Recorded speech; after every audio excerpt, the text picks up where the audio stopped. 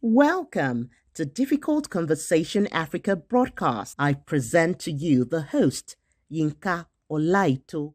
Welcome to Dififcult Conversation Africa Podcast. My name is Yinka Olaito.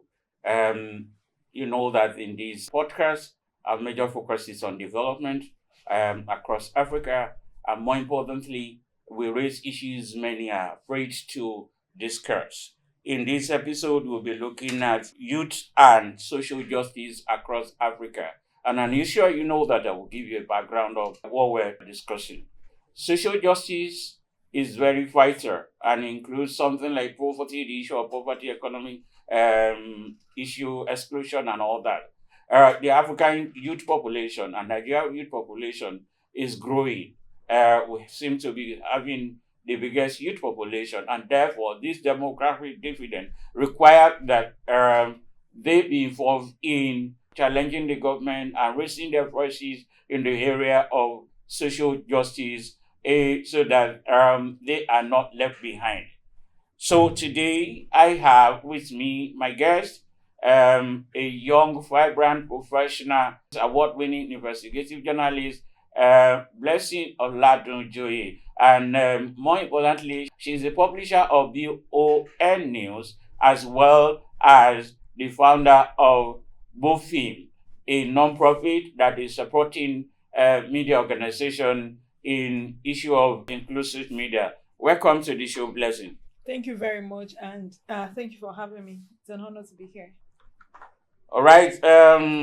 As usual, we go straight to the conversation. We know that if the youth is to be active participant in social justice, they need empowerment. And this is really, really, really important. Why is social justice conversation important today? And why should young people be involved? Thank you so much for this wonderful conversation. And thank you also for asking the question. So the issue of social justice is quite important. And also it's also important to have youth on the table, come on board to be included in this subject. So one major thing to understand first is that social justice is not a policy issue.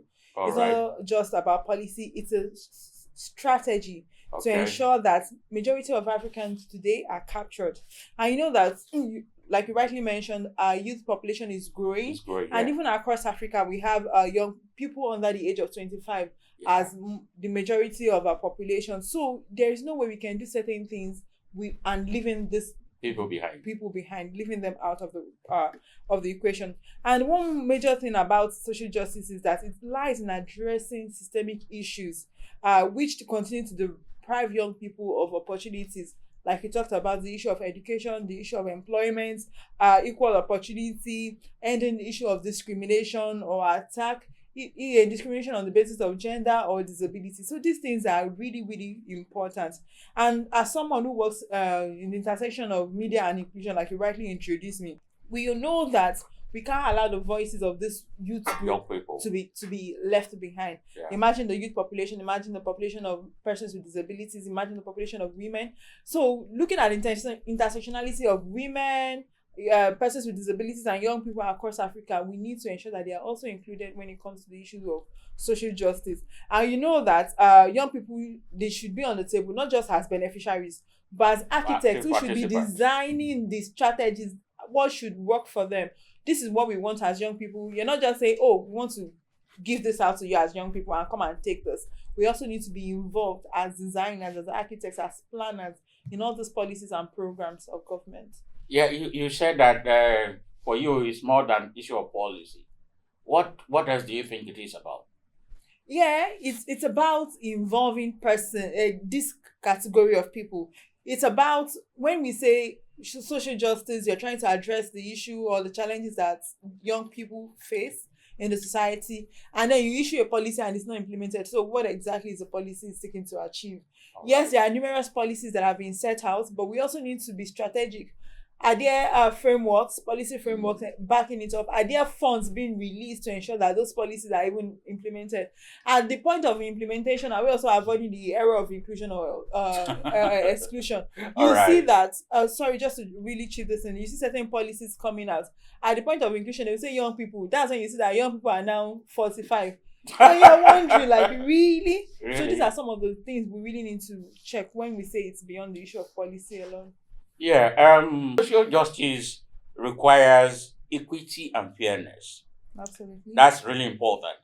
And for all members of the society in many sectors, youth involvement continue to be a challenge. How can we address this? I think that is our youth not are they not focused or empowered enough that for them to rise up to the challenges of bringing out this issue of fairness and all the disadvantages that are skewed against them? You can say I have to sigh because deep gone, like people will say in my part of the world. And yeah, often youth are capable, youth have the capacity, they have the intellect, but then the platforms, when it comes to the platforms to access to be able to do these things, that's where the challenge really comes in most of the time. Because one major barrier to youth participation in all of this intervention or all these solutions that you have highlighted is the structural barriers. Okay. There are barriers in place. If there are people now, yes, the conversation is changing, that there are deliberate attempts to bring youth on board, to get them involved, right? Because that's what we are talking about right now. But then in some instances, they are saying, like I just said, they are saying, oh, we want youth. Sometimes just for the purpose of ticking the box. Yeah. Not because they are really interested in ensuring that they achieve it. But one way of empowering youth is not just only to understand these issues, but becoming active participants in changing the narrative that affects us as young people. Yes, I'm youth. I'm under 35. So I can still claim, of course, being a youth and being involved in this conversation. So when we are saying we are engaging youth to be involved, are we adequately engaging them? Are we just bringing people in the room? Yes, we want to bring people in the room to contribute to this meaningful conversation, but we're not even targeting the right group. If you bring me on board now to come and discuss something around medicine, say you're the technical components, maybe as a right, I could say this is what a woman or a young person should have access to. But when it comes to the technical components, forget it. I won't be able to contribute effectively. So also getting the right people in the mix involved is even also very, very important. Yeah, in the area of employment, it has been said that social justice and human condition treatment within the employment cycle is critical fact. ILO actually said fairness cannot be achieved when workers or young people continue to struggle. And we're talking about youth and social justice. Mm-hmm. How much of this does our youth know? And what will you think that they are lacking in pushing for their employment equity? You find out that we have found different reports that unemployment rate is going up and down and all that. What is the role of the youth in ensuring that employment equity is guaranteed? It's actually a lot. And I said it's a lot because sometimes the rate of unemployment in Nigeria is really alarming. Nigeria as a country. And oftentimes, a young person is just looking for a job, and the person just, let me just get this job and let me just be fine. Let me be able to survive and thrive. So they have a survival mentality instead of an equity. Exactly. And that's because of how we have been exposed. That's what we have been exposed to. So in that instance, even when they are being abused on the job, they're facing issues of sexual harassment on the job, or their rights are being violated, they're not paying the right wage and all of those things, they don't even want to engage. Because they are psychic have been bastardized over the years. Let me just do this job and just be fine. Let me just take something home at the end of the day. That's what it is, which ideally should not be. I've done stories around even domestic workers even socializing, because of course domestic workers are also workers who are employed by individuals, sometimes organizations. But if you know the attack that they go through, if you know the challenges that they go through, if anything is missing, now that domestic worker where you work for this house, don't steal them. So issues like this, but then they're unable to really speak up to say that this is not, we don't want this, or this is wrong. And there are a lot of evidence to say that issues of inequality in workplaces or in workforces, even the gender pay gap also is also another issue. But we do not want to talk, not because we don't have the evidence, not because we cannot talk, but because we feel like if I talk now, then sack me. Where else I won't go? Who won't give me a job? And even when you complain also, you are trying to say, am I even going to get justice? Should I just stay in here? And that's something that should really, really be addressed. So we're not saying just let people get a job. There was a time I was sharing my experience with someone. There was a time I was working and I was earning 15,000 as salary, as take home. So how much is the minimum wage even as of that time? What I was earning was even far lesser than it. But I was like, let me try to do it. So that they will not say you're a lazy person. Exactly. You want to sleep at home. Exactly. And you calculate your transport fare and you'll be like, what exactly am I even getting at the end of the day? But people see dignity in the fact that I'm leaving my house in the morning, I'm coming back at night. That's how we have been socialized to become. So oftentimes youth know that they should speak up. But yes, we are in a work generation anyway. People see the social media as a platform for them to be able to really mobilize action and then say this is wrong, this is what we're experiencing in the workplaces, and we don't want this to happen. As a journalist, I've reported several issues around this a whole lot of time, but then it comes to youth, we are helpless, really. Is youth really a blessing? Because when you talk about not knowing your right, you start with empowerment. It's very, very important. Most of our youth are not even empowered, I think so. Some of them will have gone to school, I know that. But in terms of coming out with an empowered and something that will make you to demand for your rights, are you sure that that is not lacking and that is not why they are accepting just anything instead of fighting for equity? Because youth are supposed to be involved in social justice campaign. Absolutely. There is this saying that there's freedom of expression. Freedom after expression is what is not guaranteed, right? Yeah. And that is what happened in Nigeria. Now take it. So a youth feel like, I know my rights. This is the right thing that must be done for me in this establishment or in this organization or in this workforce or in this space. But if I should say now demand that my rights be upheld, what happens to me after? With the government who has put in place that policy or that law, will they be there to defend me? Okay. If I'm being attacked or being stalked because I reported my superior or my boss, will the police be in front of my house to guarantee my safety? If I insult you now, not insult, if I tailor certain things down, am I sure that by the time I leave this area and I get on that bridge, guys I do not know will not attack me? So some of those things are what youth are really guiding. And of course, we also being socialized according to our culture to be respectful. Yeah. So I'm respecting my oga at the top, and I need to ensure that let me just be looking. I know my right, but my right, and stay one side. Let me respect my elder. Well, how long can we continue? That's a question that we must ask ourselves. How long? Because the youth population is dominating. Nigeria and Africa seems to have the largest number, and by 2050 we are projected to have the largest youth population across the world. So if we continue to fear, if we continue to say, okay, I've been taught, is it not the right time for you to challenge some of these cultural biases where you are supposed to keep quiet when an adult is talking? If the adult is not making sense, you have to keep quiet. Yes, I was going to say something which is really funny, is to say God will help us. Because I'm quick to hide on the religion issue to say and just leave the conversation and just move on, which of course will not help anything. Yes, we need to begin to take actions into our hands. We can't continue to do this forever. As young people, we need to take the bull by the horn, like they say. Do the right thing accordingly. Yes, do what is morally right, ethically right, and ensure that you are holding people accountable. As part of holding people accountable is also being involved in all the social justice campaign, also ensuring that the right policies. So a workplace policy is not saying A and then it's saying B separately. So doing all of those things and being aware is also important, which you've laid emphasis on.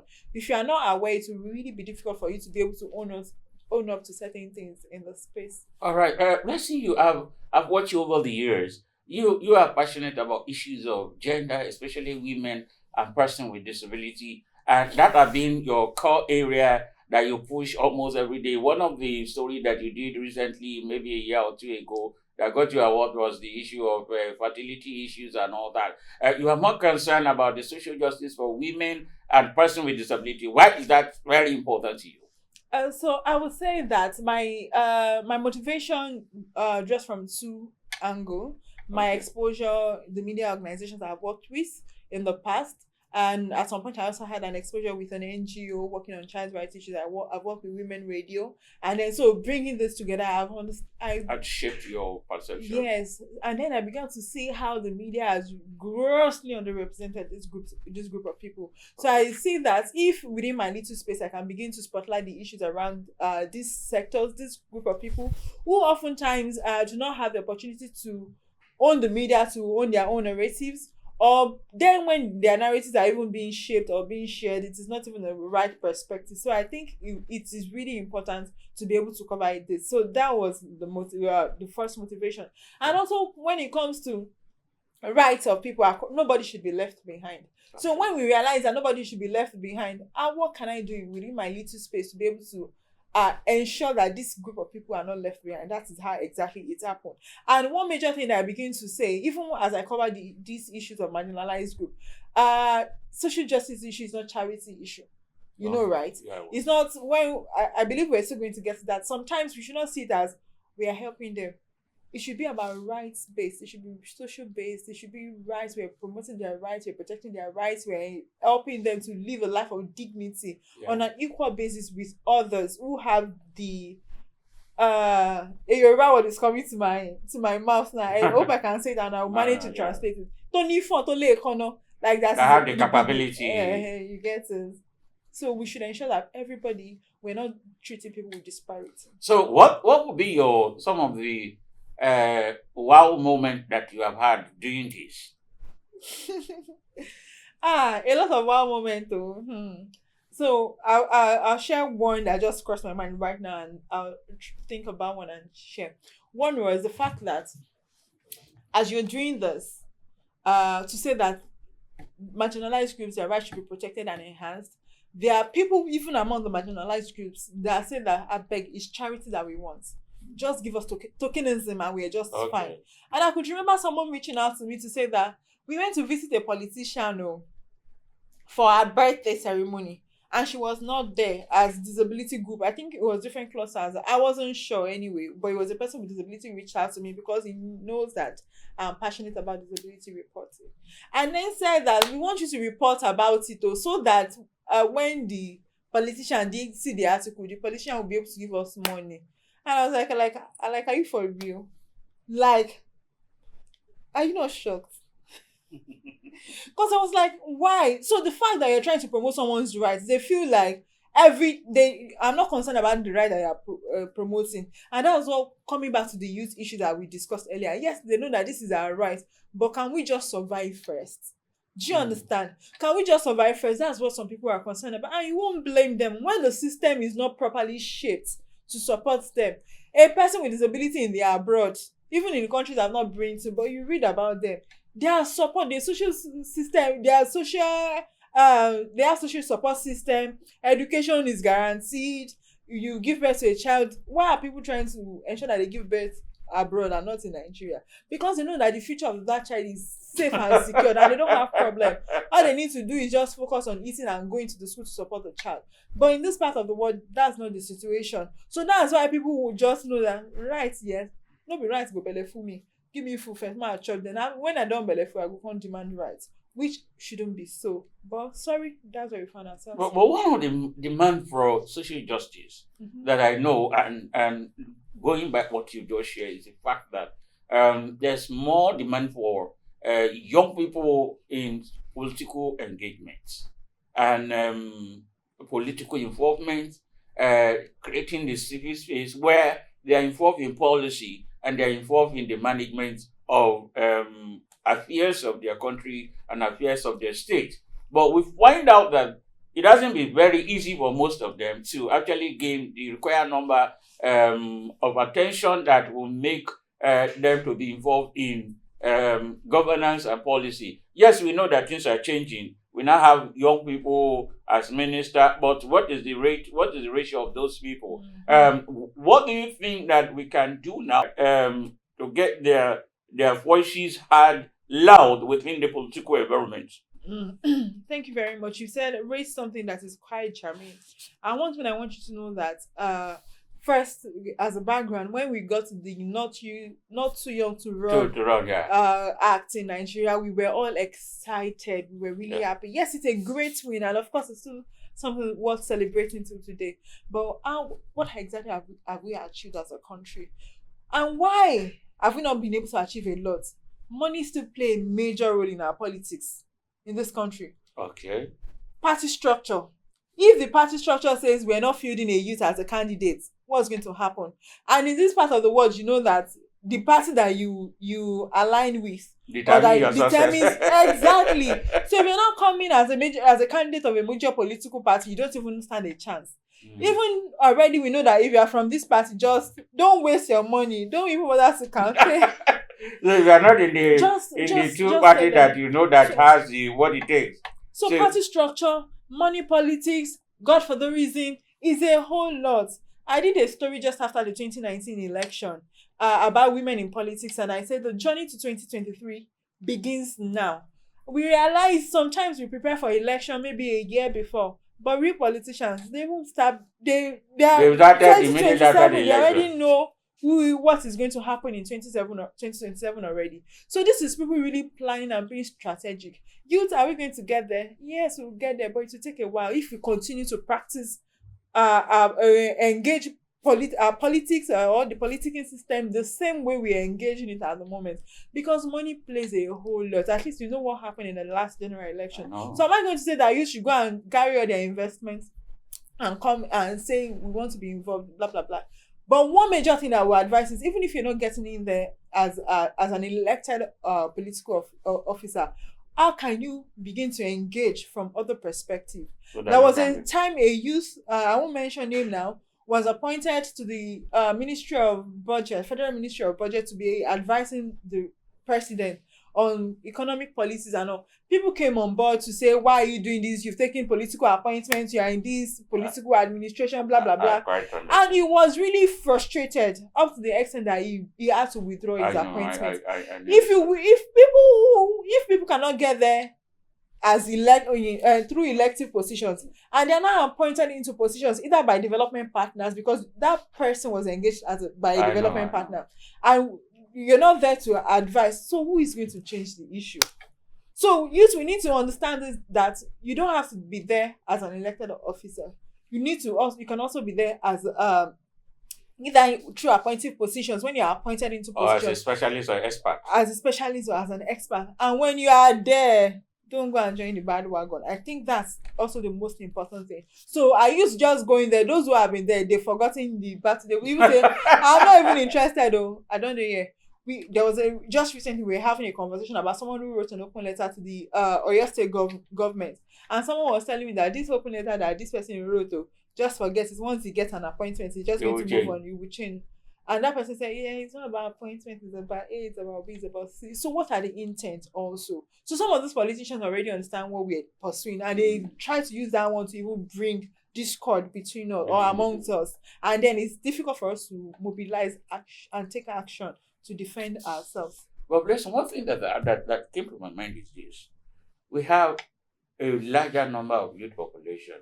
And in recent time, I was actually sharing with persons with disability that we have like 35 million persons with disability in Nigeria. That the total electorate for 2020, the last one, was not up to 35 million. That if all the persons with disability have pulled in their energy together, they could have brought in a president or a governor or something like that. I think that most of the thing that is happening here now is that some of the young people work in silos. They are not collaborating. And I think that, like you said, maybe it is because the politicians or the elderly one know how to break into you and ensure that your voices are not one or in unity. Do you think they are working in silo is the major reason why they are not winning one? Or from your own perspective, you think that it is the politicians that the elderly one are the one that is playing divide and rule, that is not making the effort to be focused? this is not evidence-based though. I know. But I can say for free that collaborating, sometimes we feel threatened. Like, if I collaborate with this organization, what's going to happen? Will my idea be stolen? With this, do we have sufficient resources? Or some who are involved will feel like, oh, I'm even contributing more than the other. These threats These are are real normal. conversations. Yes. Yeah. And then someone who has seen the loophole somewhere from outside will come, bam, this is something to really latch on, and then play the divide and rule game. First off, it's already started that we don't even trust one another enough That's to be true. able to work together, and then others are now capitalizing on this. But for me as an individual and for the organization I work with, we try to leverage on collaboration because we're very young, and there are people who are already in the space. Even before you mention their name, imagine you want to mention both of before you even mention their name, they already say it in full. There are also organizations that have the resources. I was having a conversation with someone recently who was saying, you're a publisher, I'm just an ED. I was like, are you okay? ED that you are sitting on millions of dollars of grants across West Africa. Me, I'm just there. I'm even trying to get resources to support the organization. So once you understand that these are the opportunities that others have, just try to leverage on it, honestly. Even if, because I imagine the right example is not just coming right now, but imagine I want to buy this very high quality camera that you're using to shoot this video right now, shoot us right now, and it's cost 2 million naira, for instance. I know it's worth more than that, and all I have is 20,000 naira. I know I cannot afford it, and it is useful for my work. It just makes sense, logical sense, to collaborate with someone and offer value. Offer value, because sometimes when there's no value proposition and you feel that because I have a name, what's the name? Sometimes, I have an idea. Yoruba people say idea. What's the idea? Do you understand? You really need to ensure that you also have the right mix of people that you're collaborating with. It's not like you always say, don't just jump on everything. Strategic collaboration is also very, very important. So I really, really advise young people, honestly, to begin to forge partnerships, collaborations with organizations that their ideologies are aligned. People that you feel that you can really work with. And there are certain compromises that you should also be able to reach to ensure that you're able to achieve the right goal. I think that's the most important. Because of our time, you've mentioned a very key point that I'm interested in. For social protection is part of social justice. Absolutely. So, in advanced countries, in the Western countries, or what they now call global North, we keep moving from one language to another. It used to be developing and developed country. Now it's now global North and global South. In the global North, there are a lot of social protection issues, especially a person with disability, adult and all that. And that is giving them a leverage to actually plan their life. Mm-hmm. Even a person without disability here, there's no lever on which you will have to leverage on. And when you live in the global North, you could actually plan your life. Even if you have $2,000 every month, you can even buy a mortgage. And these are some of the social protection issues that are really, really, really important. Why is it that youth are not advocating for social protection issues in our country, in Africa? Because not many African countries have social protection, especially for the underrepresented, underserved population. I would say yes, youth are involved. For instance, we have a national social protection policy in Nigeria. I know. When we're working on the revised version of the policy, I was part of the technical working group engaged by development actors, Save the Children, basically funded by the FCDO at the time. And part of my contribution at the time was basically streamlining inclusion, youth inclusion, disability inclusion in the policy. Also, I also contributed to the one in the Lagos State, which has now been adopted in Lagos State Social Protection Policy. Doing the same. But adoption does not mean full implementation. We know that. In Lagos, so that's another thing.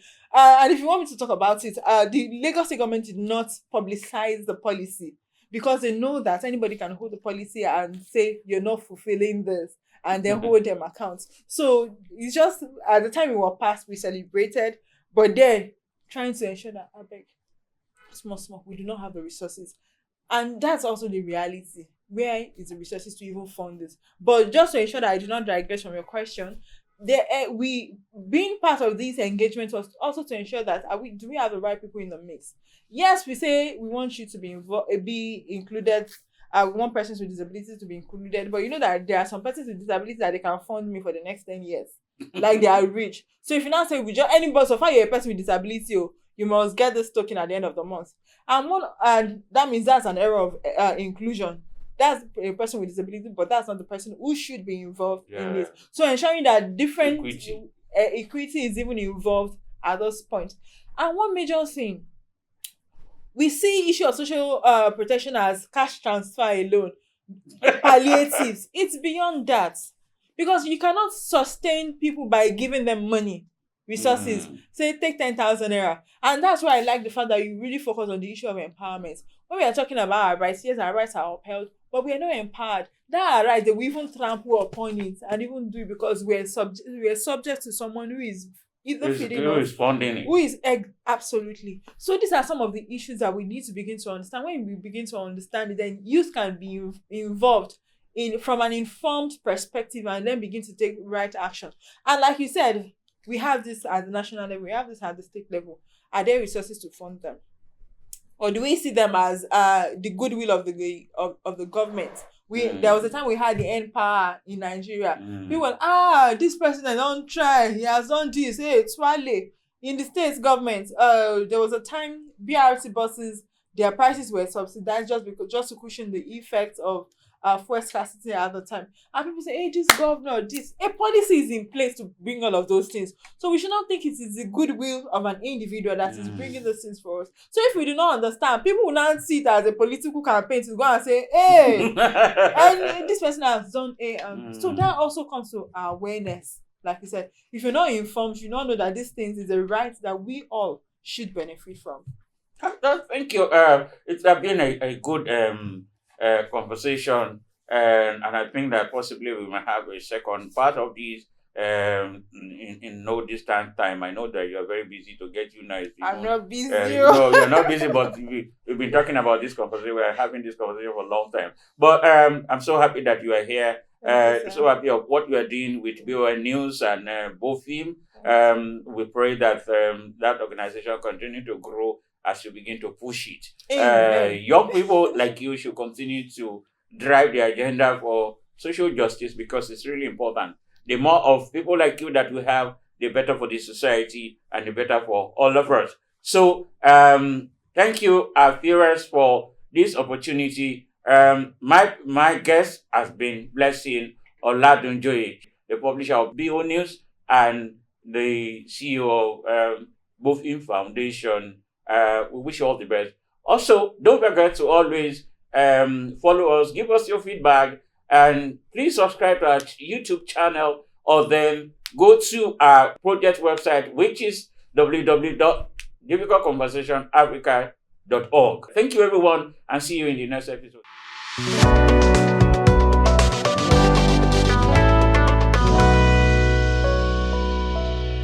Thank you for listening to this episode. For inquiry, please send an email to info@difficultconversationafrica.org.